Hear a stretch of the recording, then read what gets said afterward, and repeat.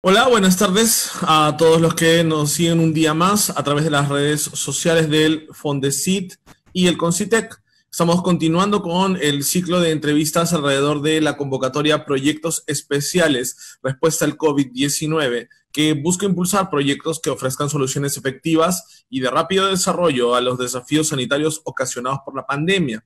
La convocatoria fue organizada por el CONCITEC a través de su órgano ejecutor, el Fondesit, y culminó su proceso de selección hace casi un par de semanas con la publicación de la lista total de los proyectos que recibirán un financiamiento.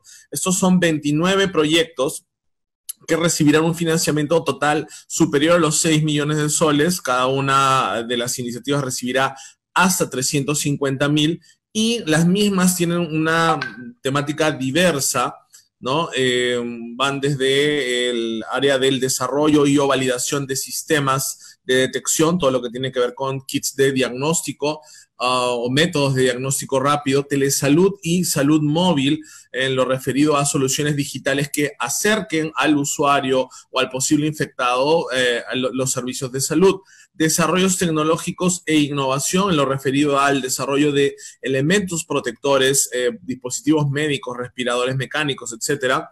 Tratamiento en lo referido al desarrollo de nuevos fármacos y vacunas eventualmente, y estudios epidemiológicos y sociales. Precisamente hoy día presentaremos un proyecto relacionado con esta última categoría que viene por cuenta de la Universidad del Pacífico, titulado COVID, dos puntos, control del virus dinámico. Para hablar de ello, estamos con el investigador principal de esta propuesta. Él es Miguel Núñez del Prado Cortés, que trabaja como docente investigador de la Pacífico y es gestor de proyectos innovadores con alto valor agregado, ¿no? En lo que refiere a startups. El científico de datos, además de la empresa Intersect Francia, en donde trabajó durante 2 años. También doctor en Ciencias de la Computación por la Universidad de Toulouse, grado obtenido por el trabajo que realizó como ingeniero en I+D en el LAS CNRS Francia sobre la aplicación de inferencias de datos de espacio-temporales de Big Data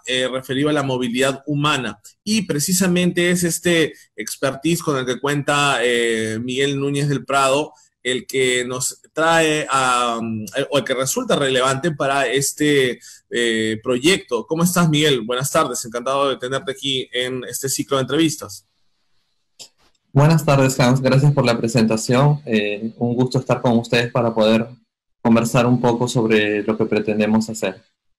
Genial. Bien, entendemos que el proyecto consiste en desarrollar, ¿no? Formalizar e implementar un modelo de trazado de contacto digital epidemiológico. O sea, digamos que sería un modelo que estime la probabilidad de estar contagiado de este virus, ¿no? En función a la geolocalización del individuo. Cuéntanos un poco cómo funciona esto. Bueno, la idea de este proyecto es básicamente desarrollar nuestra propia tecnología de trazado de contactos, tal como se ha desarrollado en otros países del mundo, ¿no? Como Corea, terminando de desarrollar su propio aplicativo Stop COVID, Blue Traces, que lo ha estado desarrollando en Estados Unidos. Entonces, digamos, nosotros tuvimos la iniciativa de trabajar en un proyecto de este tipo por la importancia, ¿no? Este trazador de contactos lo que nos permite es predecir, digamos, las probabilidades de que una persona pueda estar infectada con COVID, aun cuando esta persona es asintomática. Entonces, esto va a ser súper útil las próximas semanas que vamos a dejar la cuarentena y las personas van a comenzar a desplazarse. Entonces ahí el trazador realmente va a mostrar digamos, su importancia porque va a permitir integrar, digamos, esta información a las políticas de salud, ya sea en Lima o en regiones. Bien, digamos entonces que sería un aplicativo que podría tener digamos, el usuario final de este aplicativo podría ser la ciudadanía en general, el gobierno o ambos. Eh, Excelente pregunta. Este trabajo que nosotros realizamos, lo estamos realizando sobre el aplicativo Perú en tus manos. Nosotros nos servimos de los datos de este aplicativo que ha sido desarrollado por el gobierno Y cabe mencionar que los datos del mismo pertenecen enteramente al gobierno peruano y todo lo que nosotros vamos a desarrollar alrededor de esto va a ser justamente para esta aplicación, ¿no? Entonces, la idea es de que sí, efectivamente, en el tiempo se dote de más funcionalidades a esta aplicación para que pueda ser de mayor uso al ciudadano. Correcto, entonces digamos que el usuario final, que sería el ciudadano, ¿qué tipo de resultados podría esperar en el caso de poder contar y emplear este aplicativo? Bueno, en realidad hay dos usuarios finales. Por un lado está el ciudadano que en la próxima versión del aplicativo va a recibir, digamos, alertas un poco más dirigidas, como el hecho de repente se le va a sugerir autoaislarse, o de repente que eventualmente en algún momento se le puede sugerir que también vaya a un centro hospitalario a hacer una prueba. Entonces, cuando se presume que ha estado transitando zonas donde ha habido una alta exposición al virus, ¿correcto? Claro, exacto, ¿no? Entonces ahorita estamos definiendo un poco cómo vamos, estamos coordinando justo con los epidemiólogos de nuestro equipo y ver en qué contexto se le puede dar o en qué momento vamos a estar claros, digamos, de poder lanzar este tipo de alerta, ¿no? Ese sería, digamos, un primer usuario, pero por otro lado está también el usuario que va a ser el tomador de decisiones, porque hay otra información digamos, hay otro flujo de información, que es justamente el conjunto de personas que pueden estar infectadas, qué tanto se están moviendo, digamos, para poder hacer cuarentenas focalizadas o cuarentenas inteligentes. Queremos aclarar que en ningún momento el aplicativo va a ser punitivo, es decir, que el gobierno nunca va a ver si una persona se desplaza para multarlo. O sea, eso está totalmente descartado, ¿no? Queremos que sea más una aplicación que ayude realmente a combatir el virus, más que digamos, se pueda utilizar como un instrumento punitivo. Entonces nosotros somos muy cautelosos de eso. Correcto. Se ha hablado mucho y se ha venido cuestionando en las últimas semanas el nivel de compromiso de la ciudadanía con la cuarentena en las semanas ya más cercanas o en los días más cercanos, ¿no? Se ha observado en diversas notas periodísticas que de alguna manera el cumplimiento con las normas de aislamiento social se ha venido relajando un poco en los últimos días. ¿Consideras que este aplicativo y la manera que tiene de gestionar la Big Data con la que podría contar nos podría dar una radiografía un poco más precisa acerca de qué tan bien venimos cumpliendo con estas medidas de aislamiento social? Ya que hemos tenido, o se ha tenido también reportes, por ejemplo, de las imágenes satelitales de Google. Sin embargo, también con los reportes de Google se han cuestionado un poco la veracidad de esas imágenes o, digamos, que puedan otorgarnos resultados fidedignos en lo que respecta al respeto a la cuarentena. Entonces, este tipo de aplicativos podrían darnos más luces sobre ellos, sobre qué tan bien venimos cumpliendo las medidas de aislamiento social. Definitivamente para los tomadores de decisiones, esa va a ser uno de los indicadores, digamos, que se les va a proveer. O sea, más allá de nosotros poder reportar a dónde se desplaza una persona, gracias a un modelo de movilidad que hemos desarrollado hace algún tiempo, vamos a poder indicar como un índice de movilidad, o sea, qué tanto te estás moviendo. Entonces, esto, por ejemplo, cruzado con el conjunto de probabilidades de potencialmente estar positivo al COVID, podría dar un indicio para un tomador de decisiones, decir, oye, en tal región la gente tiende a moverse un poco más y vemos que los casos se están elevando. Entonces, en esta zona podemos instaurar, ¿no? Un pequeño, digamos, podemos instaurar alguna medida focalizada, ¿no? Es lo que Raji comentaba y decía, ¿no? El Huayno, ¿no? Vamos a entrar en esta fase en donde vamos a tener que ver justamente los lugares de manera inteligente en donde vamos a tener que de repente hacer toques de queda focalizados por ciertos tiempos. Entonces, esta herramienta justamente busca apoyar en eso, ¿no? Pero cabe resaltar de que también necesitamos, como tú bien lo has dicho, el apoyo de los ciudadanos, ¿no? tanto nuestros compatriotas como los extranjeros que viven en el Perú, necesitamos que ellos descarguen también la aplicación y que la usen. Es muy importante, es un acto cívico de poder utilizar esta aplicación, porque mientras más información nosotros tenemos, más claridad sobre el panorama nacional se va a tener. Si solo un pequeño porcentaje de la población tiene el aplicativo, vamos a poder hacer cosas, pero el impacto no es tan grande como si lo utilizara, digamos, toda la población, que sería lo ideal. Claro, eso es también un poco la racionalidad que tienen muchos negocios y también muchas plataformas en que se comparte información, grandes bases de información, ¿no? En la medida en que puedas confiar en que el usuario alimente información en la misma medida en que él se alimenta de la información de la plataforma, ¿correcto? Sin esa reciprocidad, digamos que se complica la situación.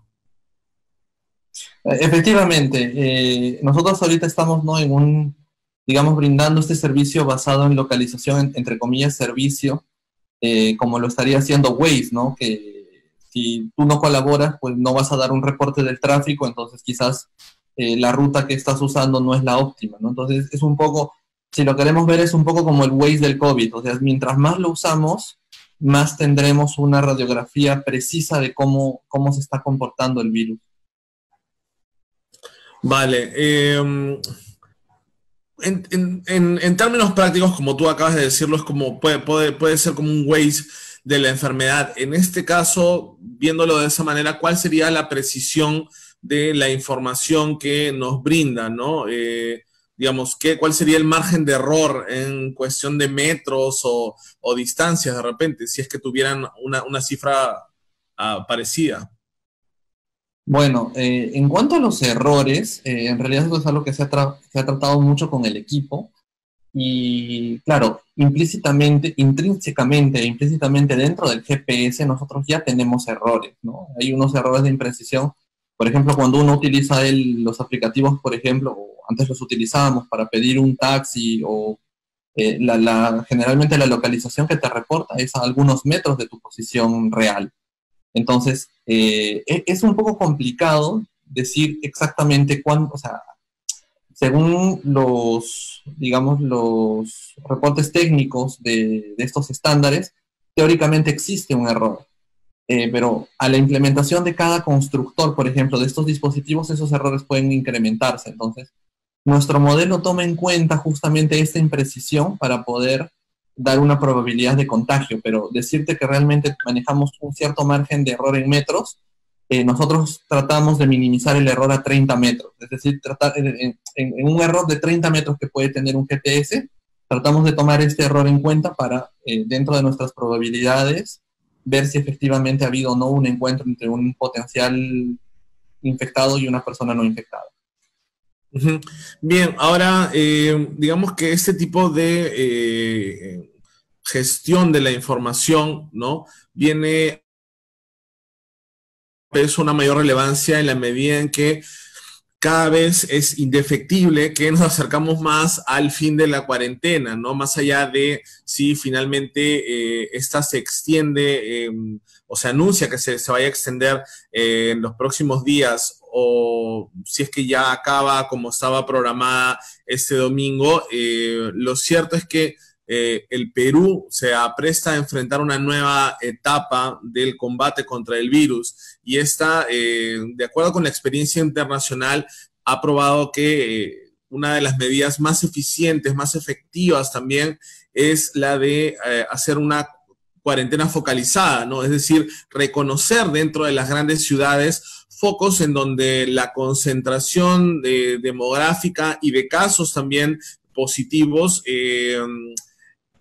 nos obligue a detener algunas actividades o el tránsito libre de personas en las calles. Esto no quiere decir que en las medidas de, por ejemplo, cerrar las fronteras de un distrito sean las más adecuadas, pero sí que efectivamente mientras se va reactivando la economía gradualmente, empecemos a considerar la posibilidad de estas cuarentenas focalizadas, ¿no? En este caso, pues, esta aplicación resultaría sumamente útil, ¿correcto?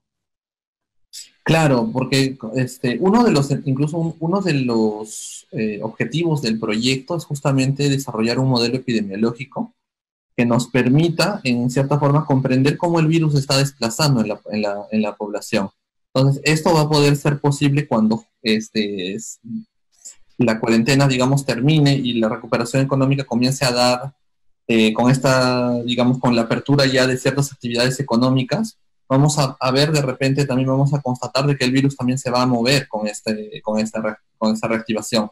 Entonces, uno de los objetivos que nosotros tenemos es justamente ver cómo, a través de un modelo epidemiológico, ver cómo se desplaza en el área geográfica, ¿no? Entonces, eso también para que sea una herramienta de uso a los tomadores de decisiones, para ver justamente cómo podemos cortar, digamos, este flujo, ¿no? Y quizás hasta podríamos hablar de los famosos cercos epidemiológicos, ¿no? Entonces, es uno de los objetivos que también buscamos. Ujú. Bien, vamos a ponernos un poquito técnicos en esta parte, ¿no? Para un poco también explicarle a quienes nos siguen y que pertenecen al ecosistema de la ciencia, tecnología e innovación en el país, de qué va esta propuesta. Y es que ustedes señalan que, como bien habías dicho, se toma como entrada las geoposiciones en los datos de GPS y contactos cercanos por Bluetooth de los usuarios de Perú en tus manos, ¿correcto? Y digamos, ¿qué es lo que viene a continuación? ¿Cuál es si tuviéramos que hacer una cadena de producción, qué es lo que vendría a continuación? ¿Qué es lo que hacen ustedes con esos datos? Cuéntanos un poco. Bueno, lo primero es que esos datos están totalmente anonimizados y la comunicación es encriptada porque son datos de carácter sensible, ¿no? Que se tienen, digamos, que PCM los tiene guardados en un lugar segurizado y a nosotros nos facilitan una muestra de estos para poder hacer justamente las pruebas.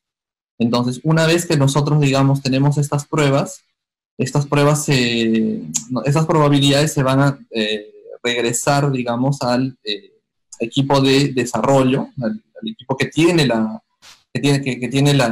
digamos, el desarrollo del aplicativo, que no somos nosotros, para que ellos puedan lanzar estos eventos, ¿no? Entonces, en el tiempo, esperemos que en muy poco tiempo, digamos, esta interacción que tenemos se debe automatizar, de tal forma de que los modelos que se están construyendo van a ir digamos, a PCM para que ellos tengan el flujo total y completo para que puedan levantarse la información, hacer, digamos, el cálculo de las probabilidades de contagio y que esto después realimente al aplicativo en función de algunas reglas que seguro que van a dictar nuestros colegas epidemiológicos, ¿no? Epidemiólogos, perdón, para decir a quiénes se debería comunicar y qué, ¿no? O sea, eso es algo que todavía, digamos, escapa un poco de nuestro scope, pero es algo que se tiene en mente, ¿no? Que se tiene mapeado en todo caso de la forma en cómo se va a comunicar esto en el aplicativo, ¿no? Entonces, digamos, ese es el pipeline. En el futuro, eso es lo que tenemos ahora, pero en el futuro no muy lejano, otra de las cosas que nosotros queremos sugerir como alerta, en todo caso proponer al gobierno como alerta, es hacer un prediagnóstico dentro del mismo aplicativo. Es decir, nosotros lo que queremos es utilizar la información de las personas que han dado positivo, porque cuando se hacen estas pruebas tenemos entendido de que hay un cuestionario que se lleva a cabo.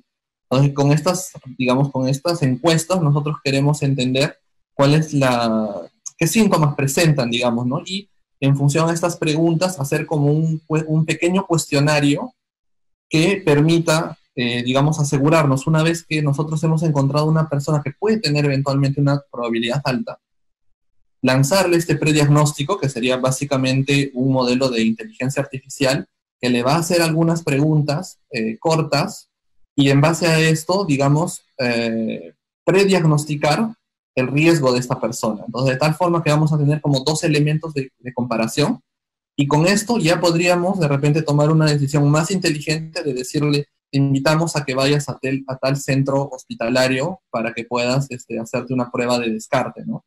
Obviamente con el cuidado que esto merece, porque a veces también sabemos que el aprovisionamiento de este tipo de pruebas es a veces un poco complicado por la coyuntura que vive el mundo, ¿no? Entonces es un bien escaso hoy en día, entonces hay que tener cuidado de poder decirle al ciudadano, dirígete a tal hospital, digamos al hospital X, y que cuando llegue de repente en el hospital X ya no hay pruebas, ¿no? Entonces es un poco más complejo, pero porque hay que coordinar diferentes cosas, pero yo creo que es algo que podemos llegar a hacer. Claro, sobre todo que, digamos que enviarle una recomendación a uno de los usuarios acerca de que se acerque a un centro de salud cuanto antes, también podría ser contraproducente en la medida en que un centro de salud en estos momentos también es un foco infeccioso, ¿correcto? Ahora, precisamente al respecto de ese tema, cuéntanos cuáles son o cuál es el criterio que se ha considerado para decirle a uno de los usuarios o recomendarle que se haga una prueba de descarte lo más rápido posible. Es decir, con qué checklist deberíamos contar de acuerdo con la aplicación para que nos vote esa recomendación, ¿no? Bueno, esto es algo que estamos desarrollando en este momento, o sea, todavía no hay una conclusión, pero una de las cosas que venimos pensando es que deben, digamos, reunirse dos condiciones. La primera es que tenga una probabilidad alta según el trazador, es decir, esta persona ha estado en contacto con otras personas que están infectadas, ha tenido ha tenido un tiempo de exposición considerable, y segundo es de que también dé positivo con una cierta confianza en el prediagnóstico, ¿no? Entonces, digamos, con estos dos elementos nosotros estaríamos más seguros de poder quizás lanzar una alerta de ese tipo, invitando a que el ciudadano se haga un descarte. Bien. Cuéntanos también, has hablado acerca de un motor o algún bot, un chatbot quizás, ¿no? De inteligencia artificial que va a estar asociado, articulado con este aplicativo. Cuéntanos, eso me da pie a pensar cómo está compuesto el equipo con el que estás trabajando, ¿no? Bueno, en primer lugar, quizás ha sido un error de interpretación o mío al expresarme, pero no va a haber un chatbot, no es algo que está dentro de los planes. Lo que decía era que vamos a tener una inteligencia artificial que va a determinar, que va a hacer el prediagnóstico, que no necesariamente es un chatbot. Ok. Y claro, digamos, en el equipo está conformado por diferentes colegas de diferentes áreas. Tenemos economistas conductuales, por ejemplo, tenemos ingenieros, tenemos epidemiólogos, psicólogos, justamente que nos van a ayudar a entender cómo pasar, por ejemplo, cómo poder dar este tipo de mensajes, ¿no? Porque también que uno reciba una alerta y que te diga, oye, mira, creo que estás infectado y queremos que te hagas un descarte, puede ser algo, puede causar un shock a las personas. Entonces también va a haber una parte de estudio conductual para poder saber cómo se le va a dar este tipo de información. Es más, para el aplicativo ya se ha estado trabajando, algunos colegas nuestros justo especialistas en economía conductual han estado ya realizando, por ejemplo, entrevistas con personas para ver cómo se sienten en función de diferentes alertas que se les mostraba, ¿no? Y en base a eso se ha hecho un estudio para saber cómo las alertas se tienen que dar y qué palabras debemos utilizar para poder comunicar este tipo de cosas, ¿no? De ahí tenemos a los ingenieros, que básicamente nuestra función, bueno, también hay matemáticos, ¿no? Que nos están ayudando justamente, bueno, que están haciendo los modelos matemáticos justamente de cómo calcular estas probabilidades y ver toda, digamos, la formalidad matemática que nos soporte detrás. Los ingenieros que de alguna forma vamos a operar, estamos contribuyendo un poco en el modelo y que después lo estamos operando y llevando a la vida, si lo queremos decir así. Claro, acompañado todo este proceso de un colega epidemiólogo que justamente nos ayuda a ver cómo estos parámetros epidemiológicos entran a tallar dentro del modelo y qué sentido tiene según también los nuevos estudios que van saliendo sobre COVID, porque es algo totalmente nuevo. Tenemos que ir nutriéndonos de lo que produce la literatura de medicina casi todos los días, porque todos los días se produce nueva evidencia sobre cómo es, por ejemplo, el contagio en lugares cerrados, cuando hay, cuál es el alcance, cuando no hay ventilación, cuando tienes ventilación, pero esto es, por ejemplo, por aire acondicionado, cuántos metros puede llegar el virus. Entonces, es realmente una tarea compleja, pero justamente por eso tenemos un equipo pluridisciplinario que trata de ver este problema desde diferentes ángulos, ¿no? Tanto para dar digamos, el uso que tú mencionabas al ciudadano, para entender bien cómo es la dinámica de la enfermedad, para modelarla y para nosotros poder hacer predicciones sobre todo. Entonces es un poco la configuración del equipo, que tiene también, bueno, todos somos peruanos, eso es un orgullo decirlo, todos somos peruanos. Esto que estamos haciendo es tecnología puramente peruana. Estamos compitiendo contra países que también están desarrollando esto, tanto en Europa, en Estados Unidos, y yo creo que es algo de lo que tenemos que sentirnos muy, muy orgullosos. Es nuestra propia tecnología, son nuestros propios modelos. Los cerebros que están haciendo esto son tanto, digamos, colegas que trabajan en Perú, como por ejemplo en la UNI, gente de Pacífico también está. Tenemos colegas, por ejemplo, que están en Estados Unidos, en Europa, que también nos están ayudando, ¿no? a poder realizar este proyecto. Bien, hay dos factores que podrían un poco jugar en contra quizás de quienes se han dedicado todas estas últimas semanas y meses a estudiar el SARS-CoV-2, y es la capacidad de mutar que tiene este virus, uno, y dos, en regiones como Sudamérica, la próxima llegada del invierno austral, ¿correcto? O sea, de la temporada fría del año. De hecho, en esta semana ya se ha hecho evidente un poco ese cambio brusco de verano a otoño, ¿no? Y falta más o menos un mes y medio para el invierno. Entonces, esto podría de alguna manera afectar el proyecto que ustedes están llevando a cabo, y si es así, ¿han tomado algún tipo de medida para actualizar la tecnología? Sí, definitivamente esto es algo que lo teníamos previsto porque, claro, el virus muta, las condiciones también cambian. En ese sentido, nuestro modelo también aprende. Entonces, es un constante aprendizaje también del modelo, poder ir adaptándose a estos nuevos cambios. Somos conscientes de que ahora con el cambio de estación hay parámetros como la temperatura, la humedad que van a cambiar y que no sabemos cómo van a afectar al virus, porque no hay estudios de ese tipo. Entonces, tampoco podemos ver en la literatura, o sea, vamos un poco a ciegas también en ese sentido. Todos estamos aprendiendo. Los colegas de epidemiología también aprenden, cada semana nos dicen nuevas cosas que aprenden de este virus.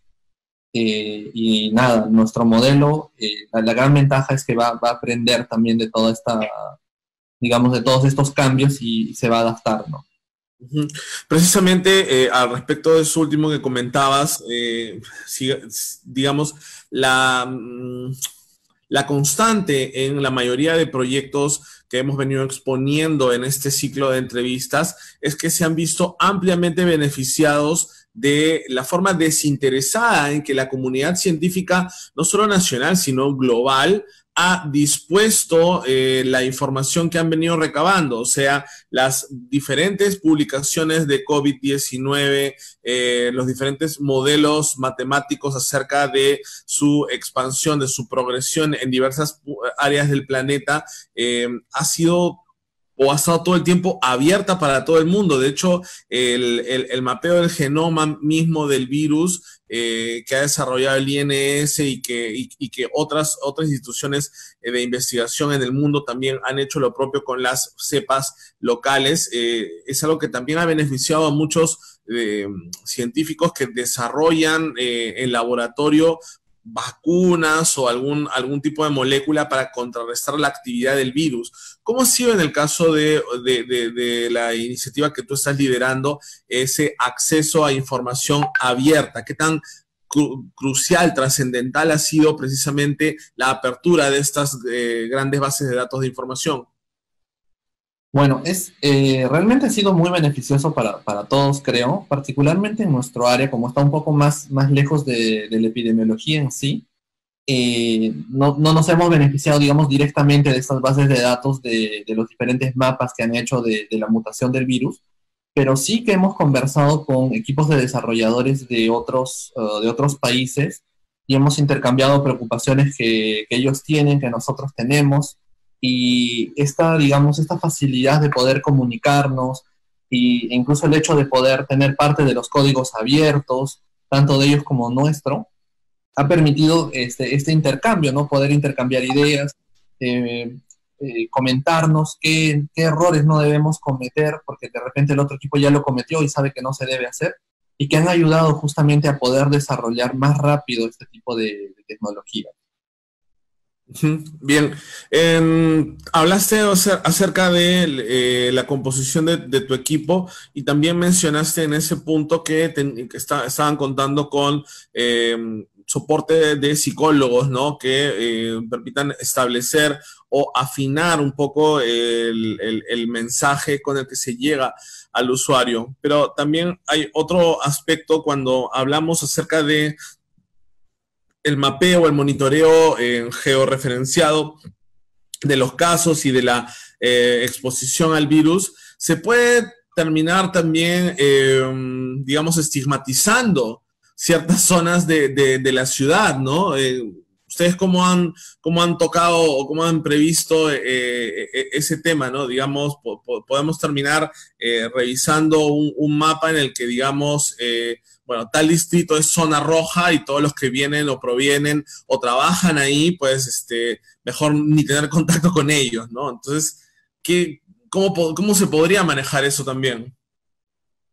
Ese problema que tú señalas es muy interesante y al mismo tiempo es bien complicado, porque si bien es cierto, como tú dices, o como tú dijiste al inicio de la entrevista, el ciudadano necesita tener eh, conciencia de que hay un servicio por la información que él está brindando. Entonces, generalmente se comprende que ese servicio es justamente este mapa, ¿no? Hay diferentes posiciones dentro del equipo en que los mapas deberían o no estar ahí. Hay un debate ahí que se tiene internamente, Ujú. pero justamente es bien complicado y es totalmente cierto de que podría causar cierta estigmatización. Una de las cosas que nosotros hemos planteado en todo caso como eh, una solución intermedia sería brindar, digamos, información a un nivel un poco más alto, digamos, no a nivel de, no sé, de un conjunto de manzanas, por ejemplo, ¿no? En este sentido ya te permite entender algo, pero no te crea la psicosis de que de repente si pasas por este punto preciso de la calle es que te vas a contaminar, ¿no? Entonces, tratamos un poco también de poder buscar un compromiso entre no generar justamente estigmatización, pero también tratar de brindar algún tipo de utilidad, ¿no? Ujú. Bien, para quienes recién nos están siguiendo en la transmisión, estamos con Miguel Núñez del Prado, él es investigador de la Universidad del Pacífico y estamos hablando acerca del proyecto que ha presentado la convocatoria del CONCITEC. Este proyecto se titula Control de Virus Dinámico COVID, ¿no? Precisamente porque trabaja con temas o con información georreferenciada acerca que nos puede arrojar data sobre cuán alta ha sido la exposición al virus a la que hemos estado y finalmente recomendar quizás tomar otras medidas como acercarse a, a centros de salud y pasar por un diagnóstico de esta enfermedad, ¿no? Entiendo que el método que están empleando es el que, digamos, recibe la información de la aplicación Perú en tus manos y los datos recogidos de los pacientes al momento de hacerse los tests, ¿no? O sea, datos recogidos de las fichas epidemiológicas, ¿correcto? Cuéntanos un poco cómo se configura o cómo interviene esta información de fichas epidemiológicas en la producción o en la implementación de este aplicativo. Bueno, vuelvo a recalcar que esa información es totalmente anónima, segurizada, se Perfecto. pasa por canales encriptados y no la recibimos nosotros directamente. Esta información la concentra PCM en sus servidores que están totalmente seguros, que ni siquiera nosotros sabemos dónde están, y nosotros recibimos solo una pequeña muestra de esa información. Eh, en ese caso, para nosotros, por un tema también de confidencialidad, nosotros no conocemos realmente el canal exacto cómo circulan los datos, pero tenemos entendido que vienen de fuentes oficiales y que estos, digamos, son validados y a nosotros se nos dispone, digamos, la información de los usuarios del aplicativo que han pasado por estos tests, pero en ningún momento nosotros sabemos qué personas son. Simplemente nosotros tenemos seudónimos, digamos así, y a partir de eso es que nosotros podemos justamente crear eventos gracias a la colocación de dos personas, es decir, dos personas que se encuentran a 3 o a 1.5 metros, según lo que reporta el GPS, para poder calcular, digamos, una exposición ante un infectado y un posible contagio. Ese es básicamente un poco el flujo de información. Bien, correcto. Por ejemplo, en lugares en donde la penetración de la señal de Internet todavía es baja, ¿esto podría afectar el desempeño de este aplicativo? Se me ocurre algunos lugares en provincias en donde, digamos, el GPS no, pero sí la señal de Internet puede no ser tan estable. Entonces, ¿esto de alguna manera afectaría el desempeño del aplicativo?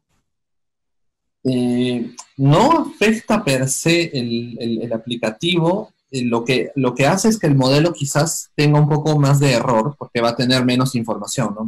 Mientras menos información yo tengo, tengo la posibilidad de cometer más errores. Entonces, no es que vaya a haber un mal funcionamiento, pero podría estar ligado a un tema de precisión. De repente la precisión va a ser un poco menor.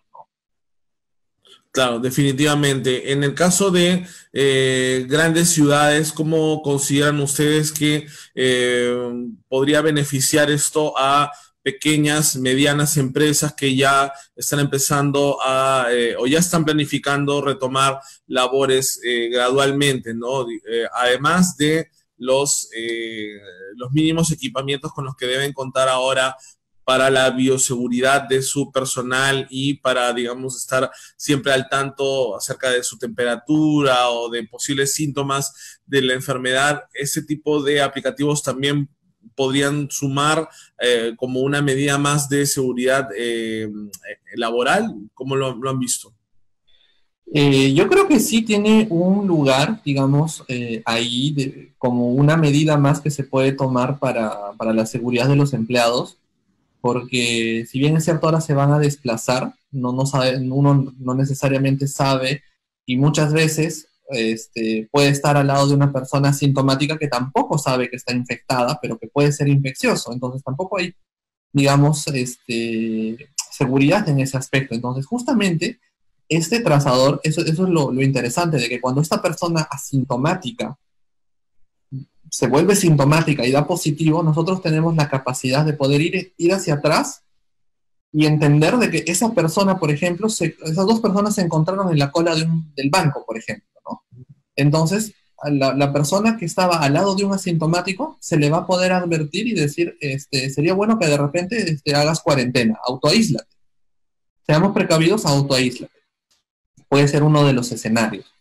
Ahora, concretamente, ya se está trabajando con la región, se va a trabajar en Lima y se está trabajando directamente con la región Cajamarca, que es súper tecnológica y está creyendo mucho en esta solución también, que la van a integrar a su flujo de información para combatir el COVID. Entonces, estamos trabajando directamente con la Direza Cajamarca y con Direza Cusco para comenzar a que los resultados que nosotros ya estamos comenzando a generar, digamos, dentro de este primer entregable de 3 que tenemos, digamos, en el proyecto, ya se puedan integrar a sus políticas de salud. Entonces, ellos van a recibir, eso no quiere decir que lo que nosotros nos demos reemplaza lo que las direcciones regionales de salud hacen o lo que se hace actualmente.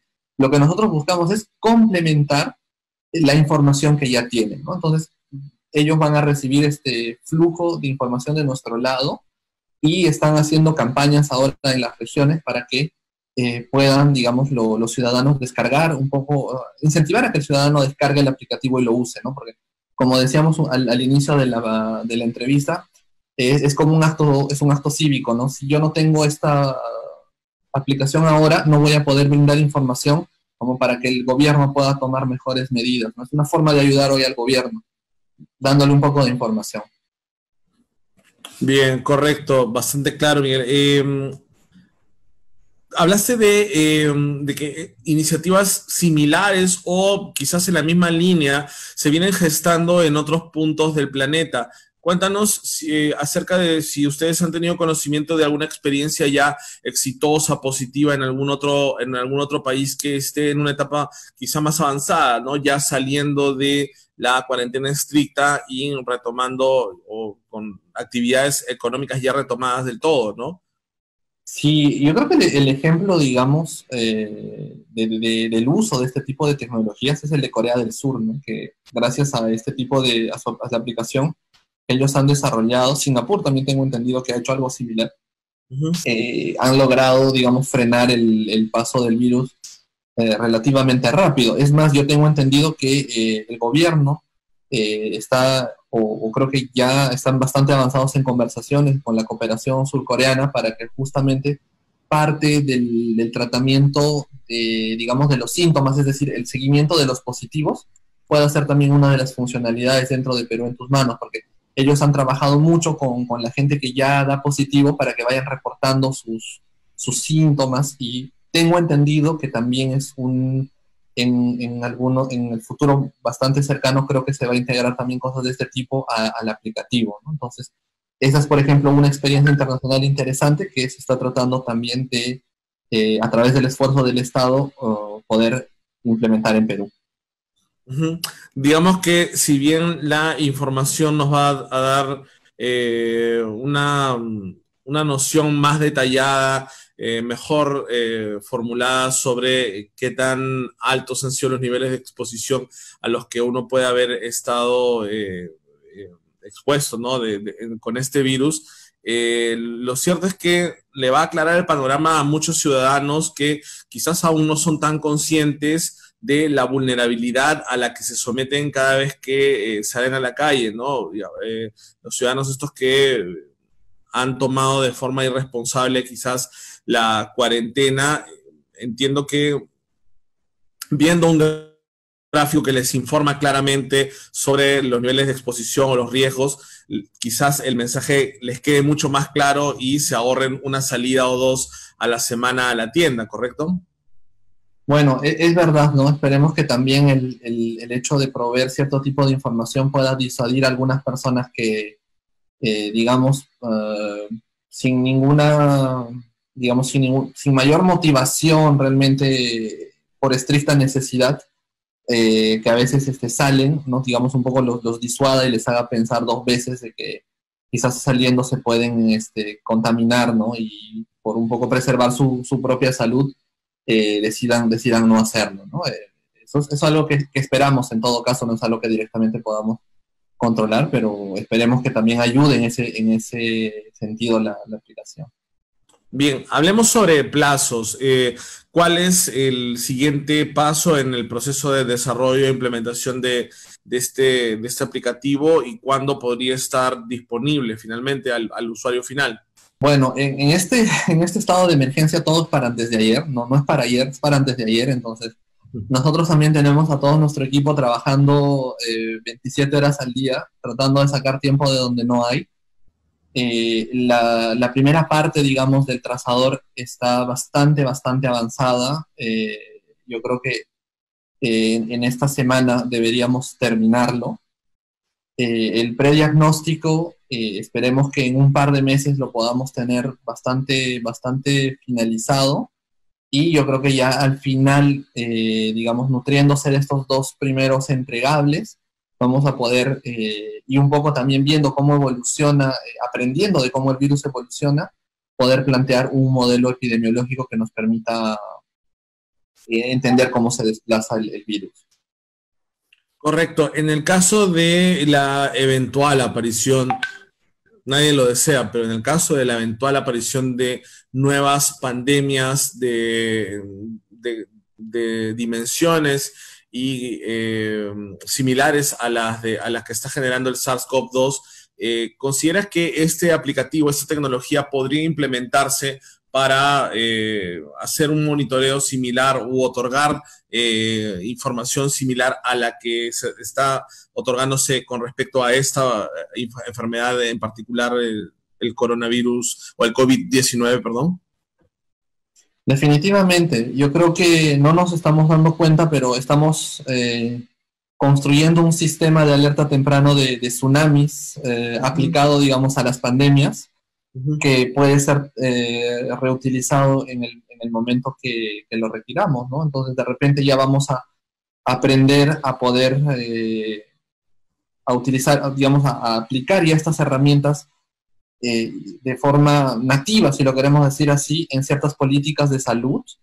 Y segundo, que también digamos, el ciudadano ya va a estar, digamos, como más consciente de que ese es el paso a seguir en el momento de que haya un tipo de pandemia, ¿no? Yo voy a dar mi información al Estado porque el Estado de alguna forma me quiere proteger. Y es eso, yo creo que estamos construyendo un sistema de alerta temprana que nos va a permitir en el futuro poder anticiparnos incluso mucho más a este tipo de pandemia. Diversos estudios, Miguel, confirman que los internautas sudamericanos, y obviamente el Perú no escapa a eso, tienen bastante recelo con respecto a la privacidad de su información, de sus datos en la internet, ¿no? Quizás no son tan conscientes o no somos tan conscientes de la serie de licencias y permisos que les damos a las firmas que generan o que producen aplicativos, pero muchas veces el usuario sí es un tanto receloso y cada vez más en usuarios jóvenes lo que se advierte es que hay bastante recelo con la privacidad o la privacidad de la información personal y el uso que harán de la misma las marcas que les piden estos datos, ¿no? Sin embargo, como vemos en este caso, este aplicativo precisamente se alimenta de ciertas informaciones que no llegan a ser íntimas, que no llegan a ser personales, pero que son de suma y vital importancia para el mapeo y el monitoreo del comportamiento que está teniendo el virus y la población en ese marco de hechos, ¿no? Entonces, un poco, ¿qué mensaje podrías darle a los usuarios de aplicativos, a los internautas, acerca de jugársela y un poco franquear ciertas informaciones precisamente para alimentar toda una plataforma de Big Data que nos permita tener información general sobre nuestro país y sobre cómo cuidarnos mejor? Sí, definitivamente. Yo creo que en las condiciones en las que estamos, o sea, es verdad, hay personas, hay colegas que trabajan también, bueno, yo también trabajo bastante en lo que es privacidad de datos. El hecho de brindar un cierto tipo de servicio no implica necesariamente que renunciemos a la privacidad. Por eso he sido bastante, digamos, enfático en el hecho de poder decir que trabajamos con datos que están sanitizados, anonimizados y que circulan por canales seguros. Porque nosotros somos conscientes digamos, de la importancia y de la sensibilidad de esa información, por un lado. Por otro lado, somos conscientes de todo, digamos, hay toda una ética para poder manejar este tipo de información. O sea, si bien es cierto, nosotros tenemos información sensible, tenemos que tratarla en consecuencia, ¿no? Entonces, tenemos todos los mecanismos. El Estado también, por ejemplo, para nosotros poder ver alguno de esos datos, hemos firmado acuerdos de confidencialidad que a mí me impiden revelar cierto tipo de cosas sobre esa información, que es lo natural, que es lo que la ley de protección de datos personales prevé y pide, y que no nos escapamos de ello, no porque estamos en un estado de pandemia, estamos exentos de este tipo de cosas. Entonces, que la ciudadanía se sienta segura de que el gobierno, y tanto nosotros como también terceros investigadores, somos muy celosos de la privacidad de la información y sobre todo de la soberanía de la información. Es decir, esta información en ningún momento tampoco está saliendo del país, ¿no? La estamos guardando acá porque, a pesar de que la ley de protección de datos establece que normalmente uno puede transferir información a un país que tiene igual protocolo digamos, normativo que el nuestro, en nuestro caso no está saliendo, es algo que se guarda enteramente en nuestro país. Entonces eso también es algo que aplaudir, porque estamos haciendo respetar nuestros derechos soberanos de datos. Eso es súper importante y creo que marca un precedente que va a ser importante en el futuro. Por otro lado, en cuanto a lo que tú me mencionabas sobre que hay diferentes tipos de usuarios, unos que están más conscientes de su privacidad que otros, es verdad. En la literatura nosotros encontramos, en cuanto a la adopción de este tipo de tecnologías, 3 tipos de perfiles psicológicos.